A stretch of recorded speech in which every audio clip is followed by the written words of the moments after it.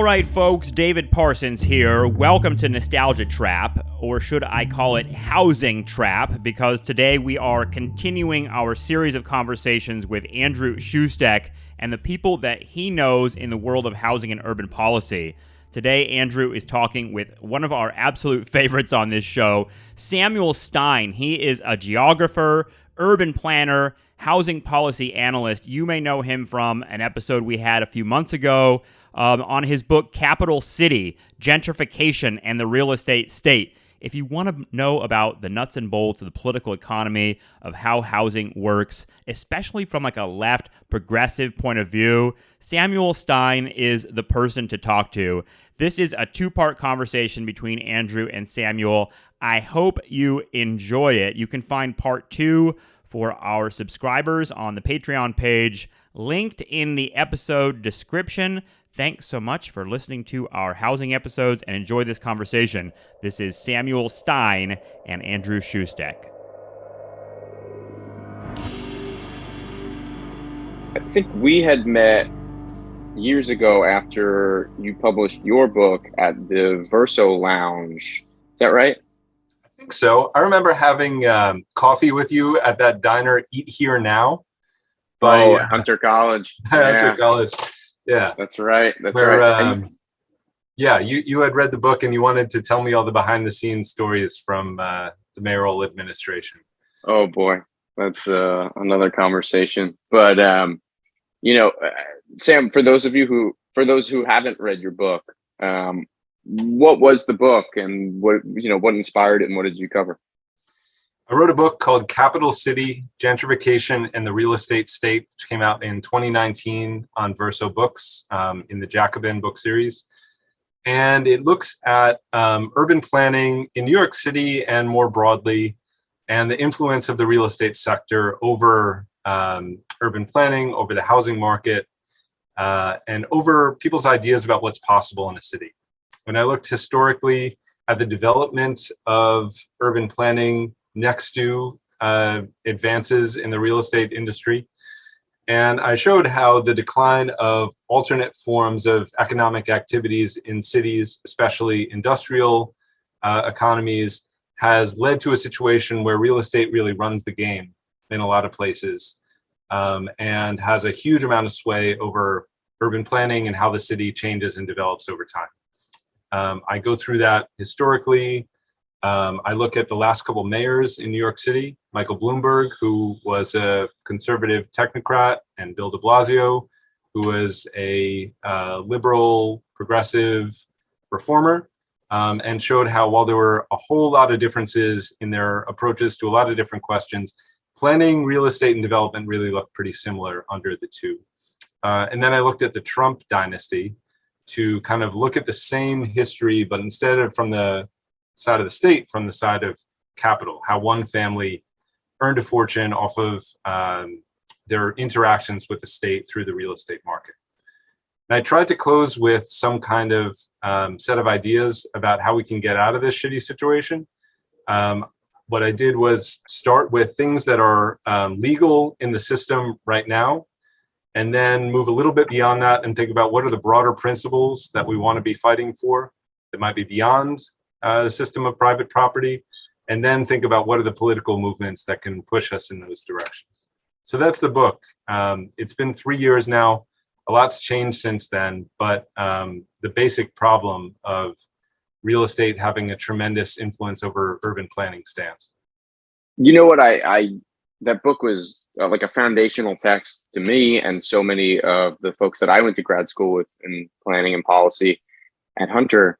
And it really reminded me a lot of like Peter Dale Scott's like Deep Politics, where you're sort of describing these deep statelets where real estate is able to sort of wedge itself in, and the sort of real estate state, as you describe it, operates in and outside of politics, like formal institutions like in Albany and the city, and informal sort of like nonprofits, and the way that it sort of creates like cultural buy-in.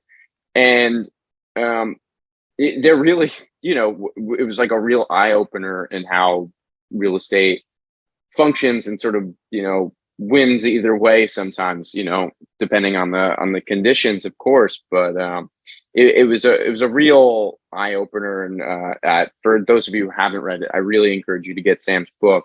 It really sort of lays out a lot of the groundwork on how to understand gentrification, and how that functions. So, congrats on the book. Thanks. Yeah, and before deep state was a phrase that Donald Trump was making popular, we called it the permanent government in New York. Yeah. The interests and institutions that stay the same no matter what else changes. Right. And so that was an adaptation of your some of the work that you'd been doing in grad school, and you went to CUNY, is that right? And you twice. Yeah, I studied urban planning at Hunter, and then I became a tenant organizer. And then I started teaching and eventually went back for a PhD in geography at the CUNY Grad Center. It's in geography where a lot of the radical theory comes out of. Maybe you could talk a little bit about that experience of going to grad school and studying geography, particularly. What sort of ideas are in the field and why geography has been the location for so much of that? Yeah, I mean, the American geographical education basically ends with memorizing the capital states in elementary school.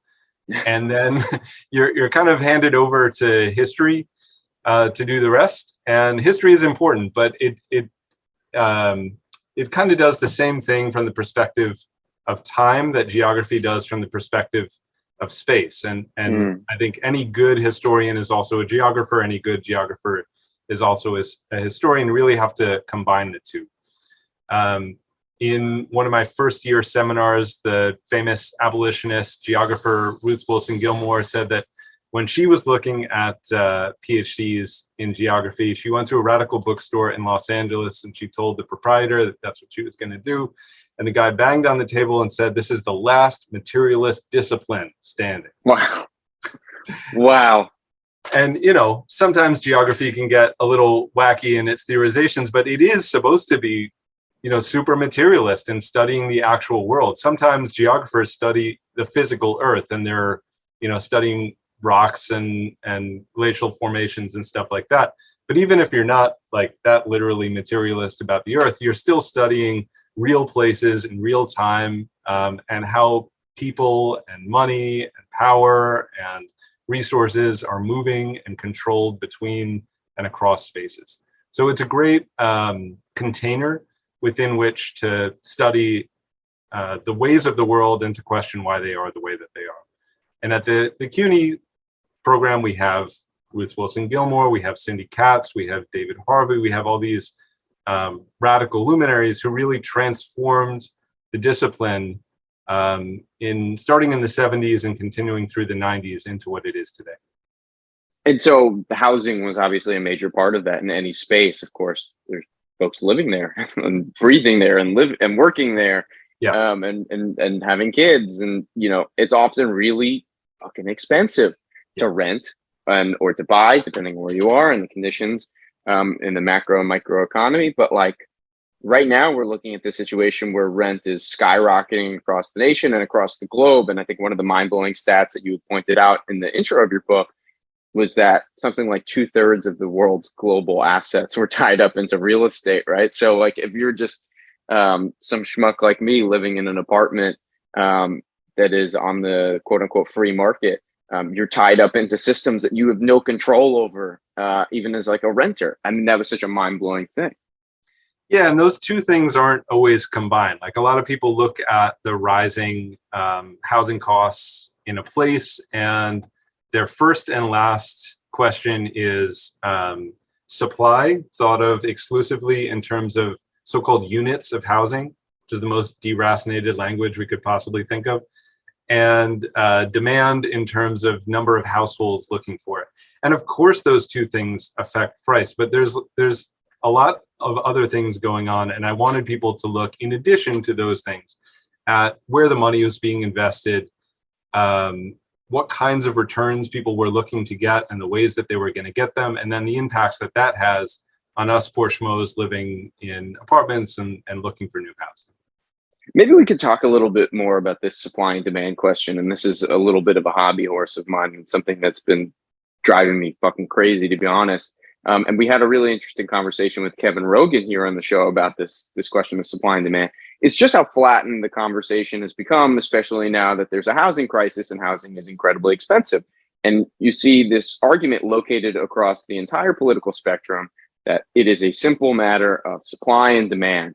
And what blew my mind about your book is that it taught me that that paradigm is a false dichotomy. This idea that yes in my backyard or no in my backyard, the NIMBY YIMBY sort of, which is just another way to describe supply and demand, is total bullshit, because the cost of housing is associated with, interest rates around the globe, whether or not construction is feasible in a certain district, given inflation in materials, whether or not something is able to be put on a quote unquote open market or not. It's such a complicated web, and right now I think what's frustrating is that there is a well-intentioned argument on the sort of liberal left spectrum with a lot of allies in the housing movement that are falling into this trap that, gentrification, suddenly the discourse around gentrification, that when there's new construction, prices go up. This entire discussion, which seemed to be at the fore before the pandemic, has almost disappeared. And now it's sort of like snarkily or, like rudely dismissed as like the concerns of the bourgeois. Like gentrification is not, the concern. We need to lower housing prices now, when this is like a process that to build takes decades to build. So Sam, can we dive into that and get your thoughts on this current crisis and these arguments you're hearing? I'd love to. Let's get into it. There's a lot of questions there to take on. So let's try to break them out and talk. And one thing to say is, like, does supply and demand affect price is almost a tautology. Like, of course it does, but to limit supply to mean only one thing and demand to mean only one thing misses a lot of the dynamics that actually exist in a housing market, and takes for granted that there is a housing market, that is a market function in the first place. So, I mean, you listed some of them, but like the supply and demand for mortgage credit is extremely important. The supply and demand of cheap and available capital to invest based on interest rates, based on banking activity and regulation. Also the supply of like billionaires who are looking for places to hide their money and park it for a while. And then the demand for vehicles to do that. Like, that's a part of the housing market in places like New York. It's not a part of the housing market in every place. In fact, it's only a part of the housing market in a small number of places where billionaires would even look to hide their money.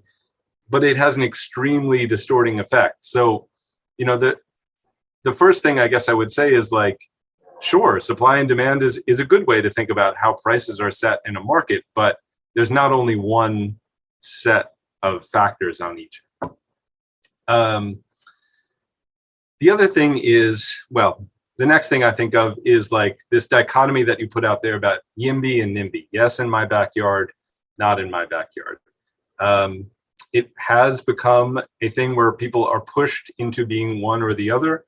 Very few people self-identify as NIMBY, though some do. And then a lot of people self-identify as YIMBY, and then others use it as a slur. The whole framework is pretty weird. I don't think that there's anybody who would be a universal YIMBY, for example. Like, what do you mean by that? So what it means is yes in my backyard. So let's say I'm the prototypical YIMBY. What that really means is I think that there should be looser restrictions, looser zoning and tax restrictions that prevent the construction of more housing. Fine. But the phrase, yes, in my backyard, suggests that I'm fine with anything being built anywhere near me. Toxic incinerator.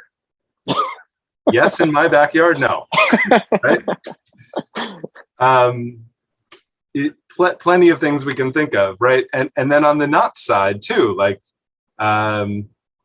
it has taken on the valence of being a total ideology when in fact it's mostly a reaction to things. It also implies a positionality, but is supposed to be basically universal. So yes in my backyard. So first there's yes. What are we saying yes to? Then it's my. Who am I? Am I a rich Silicon Valley tech entrepreneur? Am I a working class guy who commutes an hour and a half to get to a Chipotle downtown? Like, those are very different positionalities, but you only get one acronym to describe both of them. They both have this my. Then there's the questions of where's your backyard? What geographical range is this actually talking about? So once you break it down that way, these phrases stop meaning a whole lot, and they certainly stop being ways to characterize large groups of people. Right. And then the next thing is like, what's the context? Like, there are exclusionary suburbs that have exclusionary zoning that absolutely would oppose the construction of new multifamily housing because they're trying to keep out poorer people. And then there are already moderately dense working class neighborhoods where the new construction is bringing in a lot of rich people. That is fundamentally a different position vis-a-vis new construction of multifamily housing. And yet it's treated as if it's the same thing no matter who you are. So, I mean, the whole framework is fakaked, but it has become the dominant way that a lot of people are thinking about things. But if we even just put aside the acronyms, zoning then is still assumed to be the primary thing that's causing either more or less developments in the U.S. And before we continue, can you maybe give a definition of zoning and sort of how that works? Zoning are usually municipal rules about what can be built where. In the classic setup of zoning, you have two types of things that they regulate. One is called use type, and that means industrial use, residential use, commercial use, community use. What places can those things mix together, and what places do they need to be separated from one another? And the classic kind of public health justification for this is you don't want a smoke belching factory directly next to the preschool. You might want a little bit of space between these things. That's use zoning. The other is called bulk zoning, as in the size and shape of the built environment. Are buildings going to be tall or short? Are they going to be spread apart from one another? Or are they going to be packed next to each other? Are they going to be going way up to the street? Or do they have to be set back? And in most cases, the zoning combines those two things to say a building of this use and of this size can go here. It's a government tool and it's a government regulation, but it ultimately leaves most of the decision about development up to the private market. It's only a framework in which development takes place. It could be a framework in which public development takes place, but that's just a lot less common in the US and most hyper-capitalist environments. Right. And then the sort of classical story of the way we think about New York City, there was a time in which there were factories in the city and there were affordable rent regulated units in which someone took public transit to those jobs and then came back. And, in the crisis, the public urban crisis of the late 60s, moving into the 70s, what is, many would call neoliberal crisis leading into the fiscal crisis of 1975, for a variety of reasons, those factories went away, right? And the sort of like struggle between what to do with those spaces, those empty factories in New York City specifically, took hold, and now a lot of those factories have become lofts, right, into housing. And what was interesting about your book is that sort of clearly lay out the stakes of why there are different types of capital often competing with each other in a space, and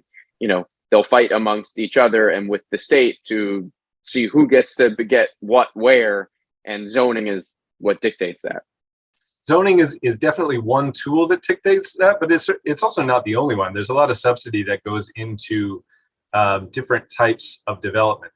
There has been subsidy that has gone into industrial development. There's certainly now a whole lot of subsidy that goes into residential development. But zoning certainly sets the rules about where it can happen. And so to convert large amounts of closing down factories into residential uses requires not just capital investment to make that change, but also a legal and regulatory change. Sometimes that's lagging. So in the most famous case in New York, Soho in Lower Manhattan, artists were already converting empty factory space into lofts, and then basically convince the government through their activism to rezone, and also to establish a board that would make sure that the landlords in these apartments couldn't suddenly raise the rent to $1 billion. So, they needed action from the state, even though they had already initiated this transformation. And to get back to the question on the sort of supply and demand and tying it back into zoning, what a lot of the advocates for dense, quote unquote, housing and more development, which would theoretically be left to the private market with a combination of subsidies. And we'll put a pin in that because I definitely want us to start discussing how these projects are subsidized and what affordability, quote unquote, means. But the advocates for, more housing would use zoning as one of the tools, and they advocate for, higher density within the zoning inlays, et cetera. Why does the sort of use of zoning and the sort of advocacy for just more private development of housing miss the sort of larger questions around quote unquote affordability? Like the private market, like, can you explain why the private market, based on the incentive structure and how it works, like won't really produce affordability?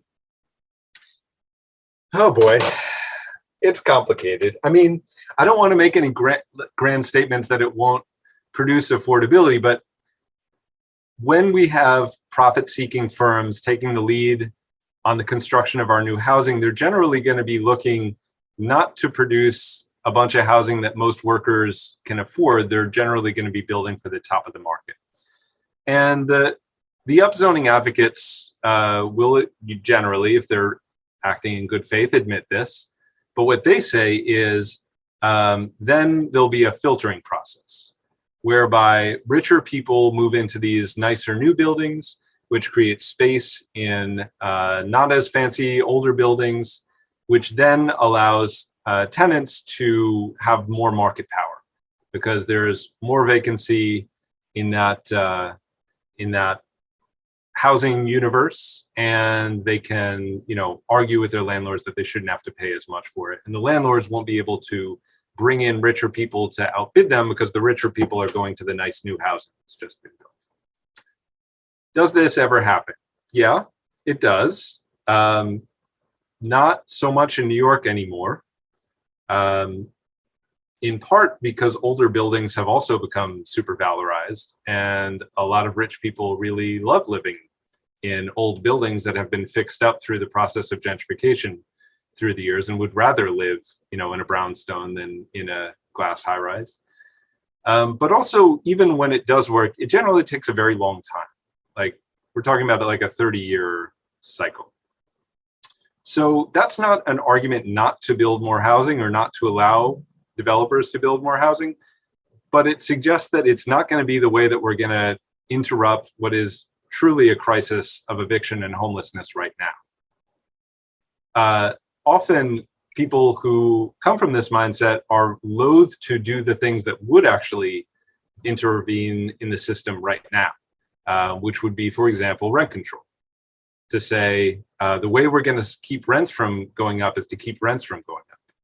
And the reason that market and development oriented people tend to have a problem with this is they think, well, if the government puts too many rules on what landlords can do, then developers aren't going to build housing at all.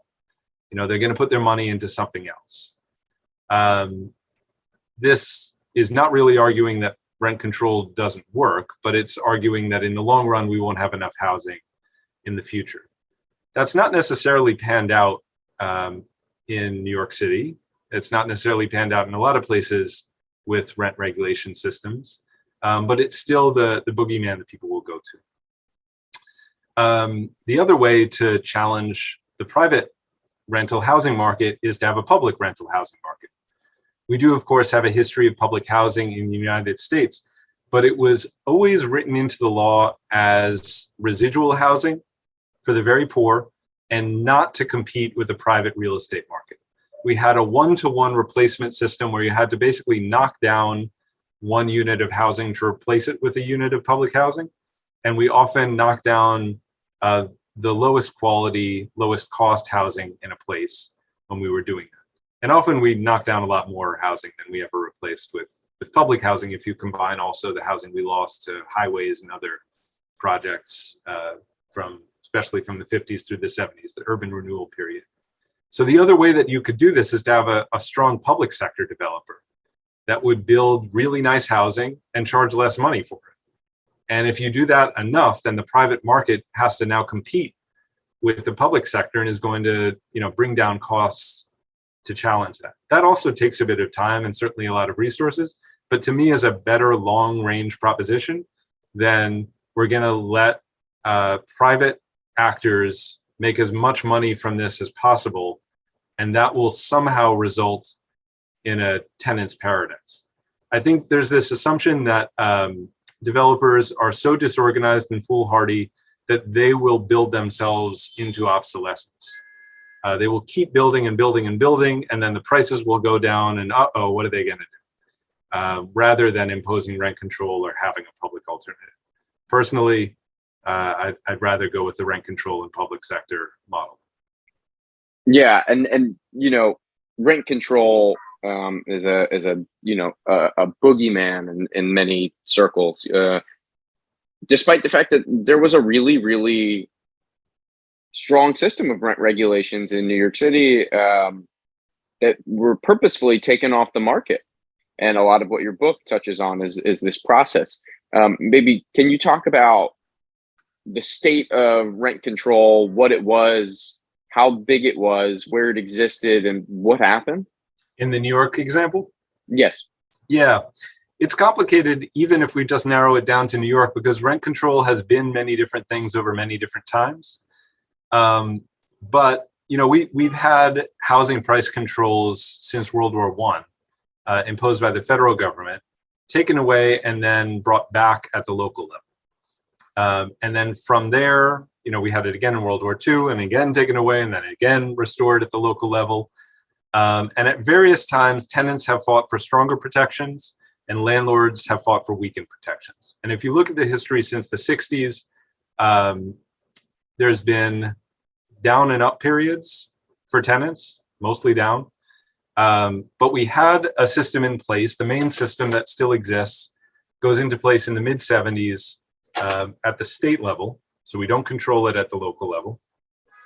And it says that in New York City and some of the surrounding suburbs, buildings built before 1975, so before the law goes into effect, that are bigger than 5 apartments are subject to rent stabilization, and a rent guidelines board decides how much the rent changes every year. And can you tell us a little bit about that rent guidelines board? Yeah, because this is an institution that still exists and still holds massive power in New York City. Super important. They are all appointed by the mayor. There are 2 landlord representatives, 2 tenant representatives, and then 5 so-called public members who are supposed to be more neutral, and including a chair. Who the mayor is then has a tremendous impact on what's going to happen with rent stabilized rents. At this point, about half the private housing stock in New York City is rent stabilized. So we're talking about massive amounts of apartments, homes, people who depend on these guidelines. Whatever else we might say about him in the course of this interview, Bill de Blasio appointed a rent guidelines board that was friendlier to tenants than any other mayor before him or now since. Michael Bloomberg appointed a very pro-landlord board. And there's some direct intervention that we've read about where the mayor tells the chair, hey, I want to see a big increase, or hey, I don't want to see a big increase. But they don't even have to. It's like jury selection. Like they choose who's going to evaluate the data, and then surprise, it comes out the way that they want. So under de Blasio, we had 2 years of full rent freezes, and then a half year more recently. Eric Adams has been populating the board with more landlord-friendly people for the most part. We still have our 2 tenant reps, of course, but that's written into the law. It's who the public members are that really count. Right. And we just saw for bigger rent increases this year than since Bloomberg. exactly. And just for listeners to be aware, 2 of the folks that Mayor Adams appointed to the Rent Guidelines Board, one would be described as a Hayekian type of neoliberal economist who most recently wrote a piece for Vox arguing that rent control is bad. And the other is a woman who has spent her career as a lawyer on behalf of landlords who have kicked tenants out of their apartments. And I got no problem with the landlord lawyer. She's there to represent landlords. That person always sucks. It's fine. Although de Blasio left that seat open for a very long time, which the landlords didn't like.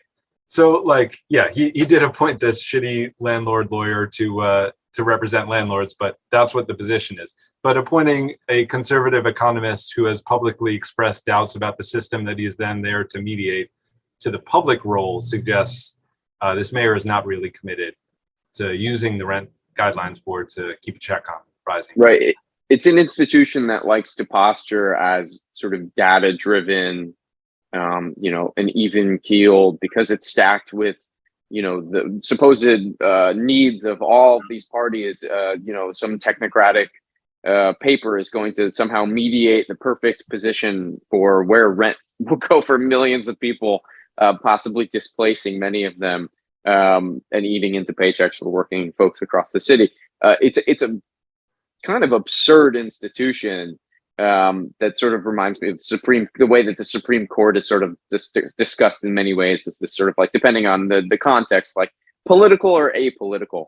Right. I mean, for years we were calling it a kangaroo court and saying this institution is bad. And that was mostly during the Bloomberg years. The movement kind of changed its tune when we got somebody in who could then appoint dramatically different people to it. And so, it's unlike the Supreme Court because, of course, people don't have lifetime terms, and therefore who you elect really matters. And then in that sense, it is more of a democratic institution. And if the tenant movement builds enough power to sway a mayoral race, then we have a lot of power over what our rents are going to be. And it also, in some ways, looks like the kind of tripartite management that you see in social democratic institutions, where in systems, labor management systems that have a formalized role for the unions, there's the unions, the state, and the corporation, and they're structurally mandated to negotiate together, and they share the board. In some ways, it's kind of like that. But again, it's entirely controlled by the mayor, and so it swings wildly from position to position. I think it would be worth thinking about, and the New York tenant movement really is putting a lot of thought into this right now. What do we want to happen with the Rent Guidelines Board? Is there actually something salvageable there? And maybe there is. There's more that this board could do than just meet once a year and tell us how much our rent went up, right? They could be mediating landlord-tenant conflicts if, for example, the state forced landlords to come to the bargaining table when tenants form a union, right? So something to match the National Labor Relations Board. The Rent Guidelines Board could function in that kind of way too. And so we're trying to think expansively about what we can do with these institutions, even as we're critical of the way that they operate. Right. And some more of those institutions that govern the way that rent is dictated in the state is so determined and overdetermined by what happens in Albany. Maybe you could talk a little bit about the sort of separation of home rule between the city and the state, and we could get into the conversations about why rent is so expensive in New York and how state senators in rural areas can have so much power over what happens in New York City. Yeah, I mean, like I said before, the rent control, rent stabilization system is controlled at the state level. The state capital is in Albany, so that's our shorthand for the state level, rather than at the city level, rather than our city council. And it was moved in that direction by the Rockefeller administration in the 70s as one of many things that the city lost control over. The Erstat rule. The Erstat rule. Erstat was Rockefeller's housing commissioner, and he got this thing passed into law that basically says the city can't go any further than the state is willing to on some kinds of housing rules. Others don't apply, interestingly. Like, we have right to counsel in New York City. We don't have that at the state level. But certainly when it comes to anything about setting rents, there's a pretty firm cap. The silver lining to that is that it forces New York City tenants to work in coalition with tenants in places like Rochester and Buffalo and Syracuse, and to form a bigger terrain of struggle. And it's taken a while for that to manifest, but we won some pretty significant victories in 2019 to the rent laws by having a real statewide strategy. And you're talking about housing justice for all. Yeah, housing justice for all amongst other groups. Yeah. Yeah, well, so that's the statewide coordinating coalition. And while most of the organizations that are most involved are based in New York City because we have most of the tenants, there's a lot of organizations in many other parts of New York City who are part of that organization and have a sort of structural role to make sure that their voices are heard. And this is not just out of the goodness of the New York City tenants' hearts to care about others, but the fact that the rules are governed at the state level means we have to be in solidarity with tenants in all these other places. So that's the kind of double-edged aspect of it. Like, yeah, it would be nice if we could just pass our own damn rent control law in New York City, but now we've built a bigger and stronger movement statewide. The dynamic, though, of state-level politicians taking away city rights around housing, especially, is one that we've seen in a lot of states in the U.S. In like half the country, if not more, there are state rules saying that a city can't pass rent stabilization or rent control ordinances. It's preempted. The same goes for inclusionary zoning. Whatever we think about that, there are a lot of places where cities can't even do it because the state preempts it.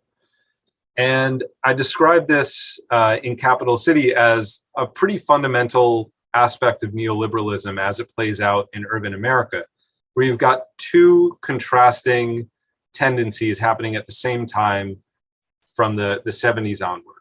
And one is what we just talked about, which is the lack of home rule, local control over these housing rules. And then the other is devolution of responsibility from the federal level on down.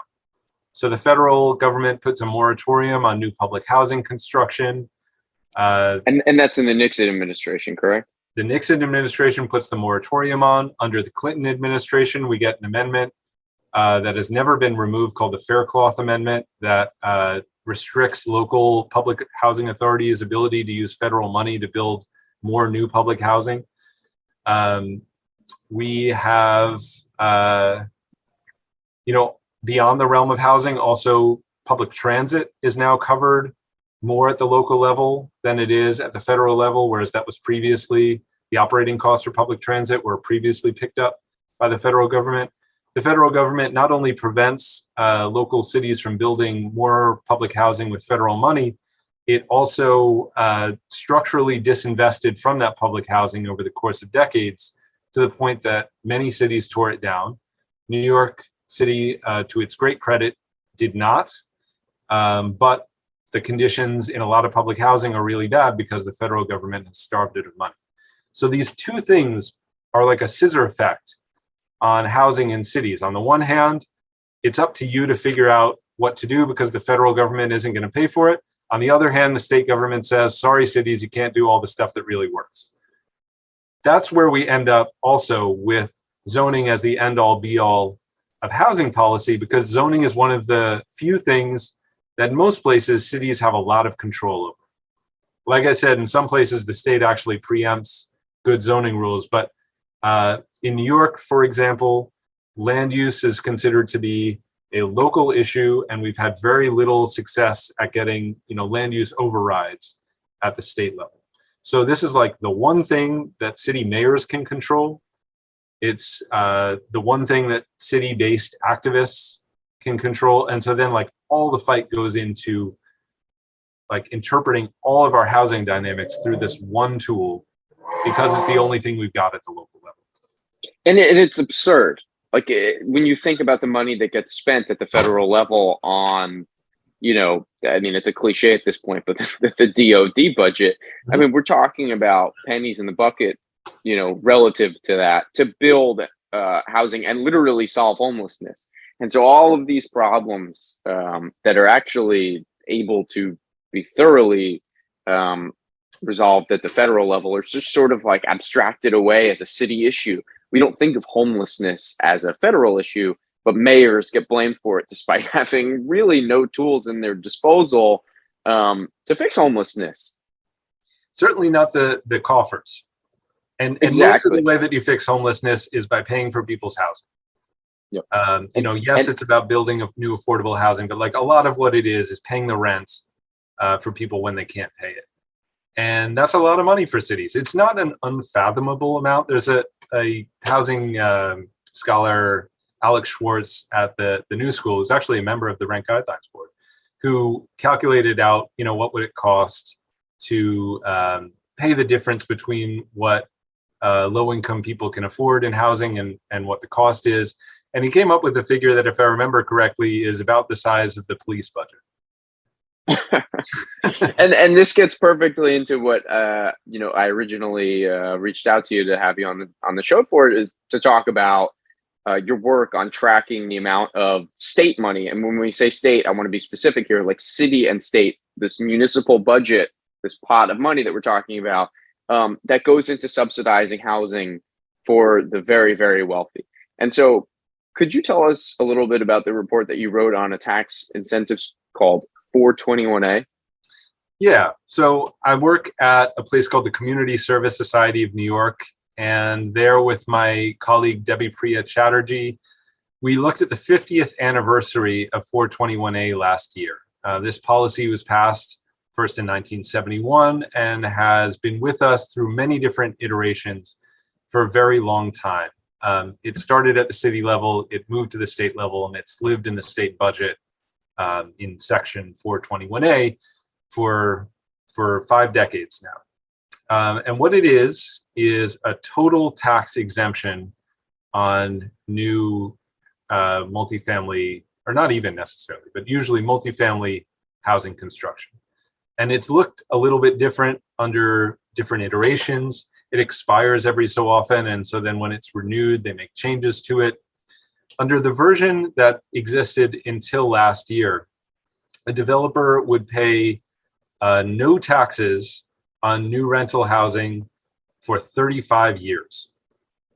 And if you think about uncollected tax revenue as a form of indirect subsidy, because it's money that the city is not collecting rather than money that the city is going out, but on a balance sheet, it's all the same. It is exactly the same on a balance sheet. And to be clear, there are organizations that govern the laws and rules about how city and state budgets work. And money that you choose not to collect is the literal exact same thing on a ledger as money that you would theoretically give away. So, I just want to be really clear here that what you're describing is a direct, like in for lack of a better term, like they're literally taking money and giving it to developers to build. Yeah, to build, for the most part, extremely expensive housing. And it's an as of right tax break, so the developer doesn't really have to do anything other than show that they exist. It exists across the city, though there are sometimes slightly different rules in different places. And it requires very minimal amounts of affordable housing. So this has been a debate over the last 50 years about what that's going to look like. But in the last iteration, a developer could get away with setting aside 30% of their building for people making 135% of the area median income, which is like more than twice what the average New Yorker earns. I would argue that it doesn't really matter why it's the case that 135% of AMI is is more than double, but it is. And so you had this absurd situation where the affordable housing in new tax-free buildings cost more than the existing housing in many different neighborhoods. And we showed this in our report. We made a little spreadsheet of apartments that are being advertised right now. And these are rental units, correct? Rental units. We looked at the rent that they were asking. We then looked at the median rent in the neighborhood, and even to be much more generous, the median asking rent, the median rent for a vacant apartment. And we easily found like a dozen cases where the so-called affordable rent was more expensive than the median asking rent in that zip code. So we were giving away $1.8 billion in uncollected tax revenue every year for a program whose was mostly for market rate housing, and the affordable housing it produced was often more expensive than everything nearby.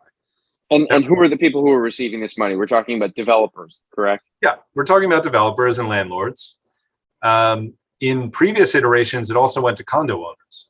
So they got rid of that a few years back, 2016, 2017. But in previous years, it was also condo owners. So on Billionaires Row, West 57th Street, some of the most expensive real estate in the world, the first tower that went up got 421A.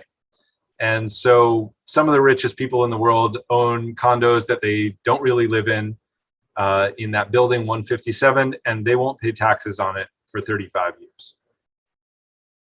And it's just sort of an astounding thing to say. And so when you hear the argument, whether it be at the federal or state or the city level, we can't afford to build state. When I say the state now, I'm talking about, the normative sort of, governance. We can't afford, Sam, to build, market rate, competitive, housing that, could be 100% affordable. We just don't have the money. That's the argument that you hear from a lot of folks up in Albany or in the city, that it's just not of political feasibility. What your report did was show that if you took the money that went into 421A and siphoned it to affordable developers, you'd be able to build some of those housing at cost. Is that right? Yeah, I think what we found was you could build 11 times more affordable housing than this program produced, and do it from people with much lower incomes. You could build a lot more than that if it was for a wider range of incomes. So for something that is so inefficient, why does it still exist? I mean, the cynical and also most true answer is that it's really good for the real estate industry and they have a ton of power. I will say, however, it does not currently exist.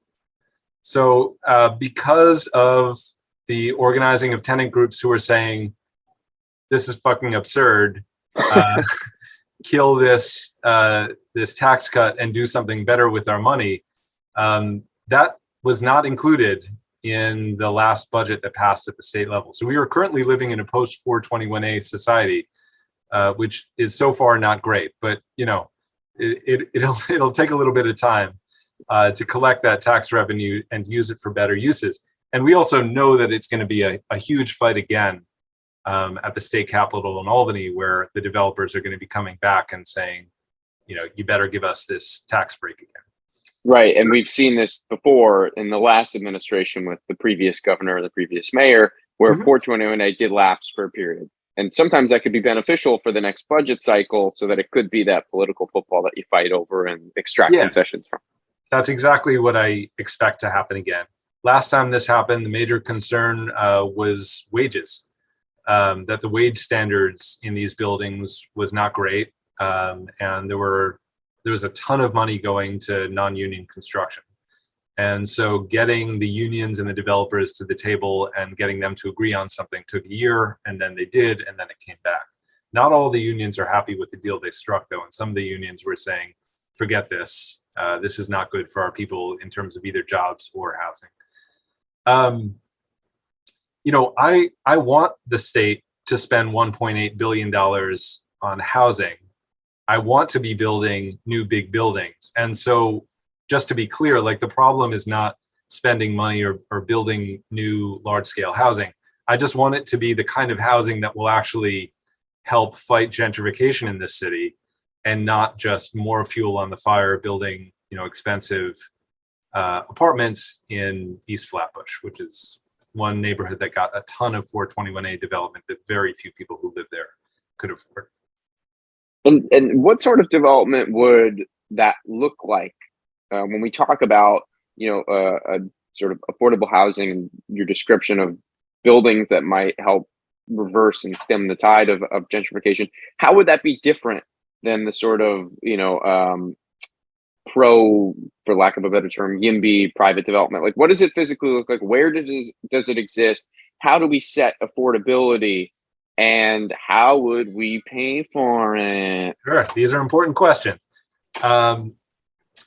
We have existing in New York City a lot of nonprofit housing developers who have a model of development that does not look a whole lot like the private actors. And there are issues with this model, and there are issues with the nonprofits, but at the very least, they're good at building housing for low-income people. And so we could continue doing that at a larger scale. But we also have a pretty rich history of social housing development in New York at various different times that we shouldn't be leaving behind.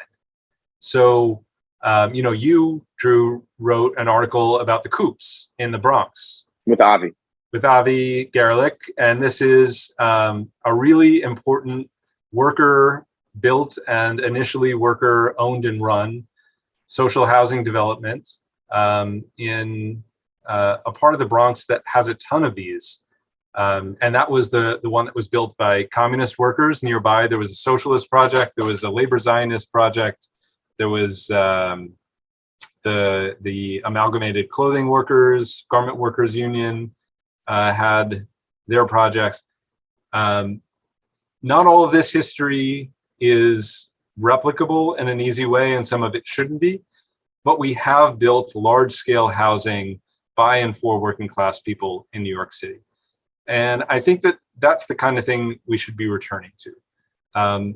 There are a lot of reasons, and we can get into it, why unions aren't really taking the lead on this anymore. Some of it has to do with their own choices. A lot of it has to do with things that were imposed on them.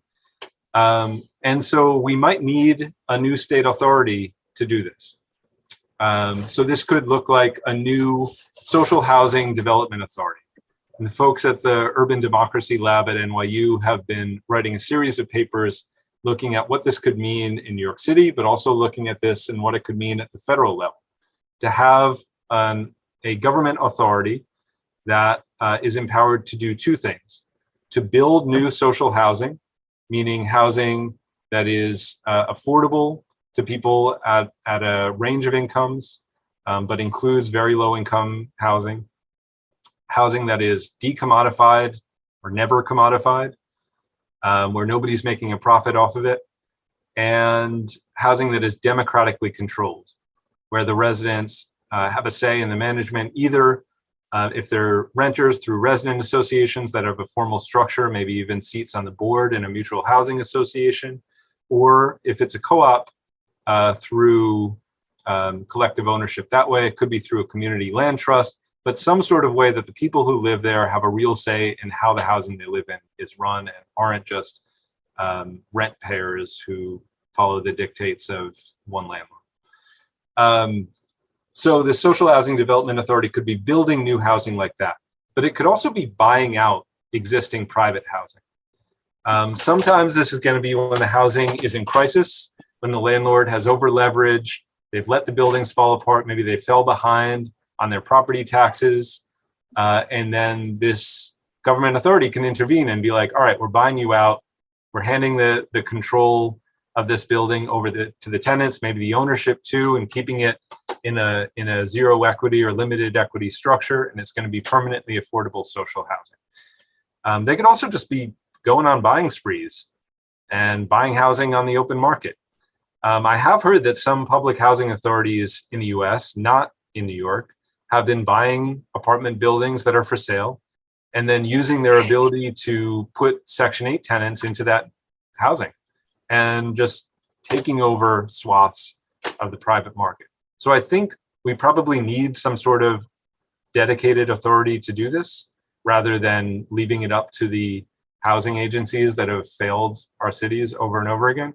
But we're going to need to build a lot of power to have the executive power to create authority like that, and then to maintain it into the future and make sure that it's not defunded and moved. I mean, there is actually an important history here in New York of an urban development corporation that was created to do just this, and then got diverted to build a bunch of prisons instead. The most punitive and worst form of housing you can imagine. So, it's not just a one and done, we make this thing and then we're good. But I do think that is the kind of model and scale of action that we need to think differently than just, well, if we cut taxes and get rid of zoning, the private developers will build so much that they'll make less profit. Seems unlikely to me. And given all this vision, where do you see the tenant movement? Because I think what's important to state very clearly is that things like rent control, things like the right to good cause, which is a fight we're having in Albany right now. These ideas are not really driven by the private market. This comes at the expense of people giving up their time and energy and money towards fighting for these things. And often this is part of a violent struggle, especially in the 19th and early 20th century. And that has another sort of thing that has really gotten abstracted away. A lot of the rights that we sort of take for granted come because of a very active and oftentimes repressive and brutal struggle against capital and the state. And so given the sort of reality of where things have been and where things are going, where do you see the tenant movement, which, to get back to it, should and probably needs to be the leader of things? Where do you see things going? Yeah, and let me just reiterate that it's absolutely true, and it's all of the rights and programs that we have are a result of that kind of struggle. We can come up with all the ideas that we want, but the best idea is not going to win. It's going to be the organized power of tenants and workers that's going to get this done. So I do think that there is a lot of energy behind the ideas that I'm talking about, and to be clear, the ideas that I'm talking about aren't just like coming out of my head. They are what is being actively discussed and debated in movement spaces in New York, but really across the country and really in every city that's going through this kind of experience. But to keep it within the US context, we've had a lot of mobilization around the idea of a homes guarantee, which basically to work would require this kind of social housing development authority at the federal or state levels to step in and say, no, we're not going to leave this up to the market. We're not going to allow thousands of homeless people in every city to just sort of like try to work it out with a landlord. We're going to step in and create a public option for housing, and we're also going to refund the public housing that we've already built in this country. So the idea of a homes guarantee, the idea of homes for all, I think got a lot of legs in the last 8 years in the kind of resurgence of activism that we've seen in this country. Some of that had to do with the Bernie Sanders campaign. Some of it had to do with DSA, but a lot of it is also institutions that have been around for a long time, and the moment was met. They were kicking around these ideas for a long time, and then there's been more and more interest. In the New York City and New York State context, we do have housing justice for all, pushing for a lot of bills that can push us in this direction. It would be very hard to imagine that like Governor Kathy Hochul and Mayor Eric Adams are going to create the awesome social housing development authority that's going to choke out the real estate board of New York. That's not really how it works. But there are a lot more advances that we can make in the meantime to secure money for housing that can be used in these ways to secure more rights, to create, for example, a Tenant Opportunity to Purchase Act, or TOPA, which is legislation that's existed in Washington, D.C. for decades. It has come to parts of Northern California and elsewhere. And what would that do? So what that does is when a rental building is going for sale, it says the tenants have the first opportunity to bid on it, to buy it at a fair price as set by an independent assessor. And they can access money from the city or state or federal government, whoever passes the law, if they make it a permanently affordable housing situation.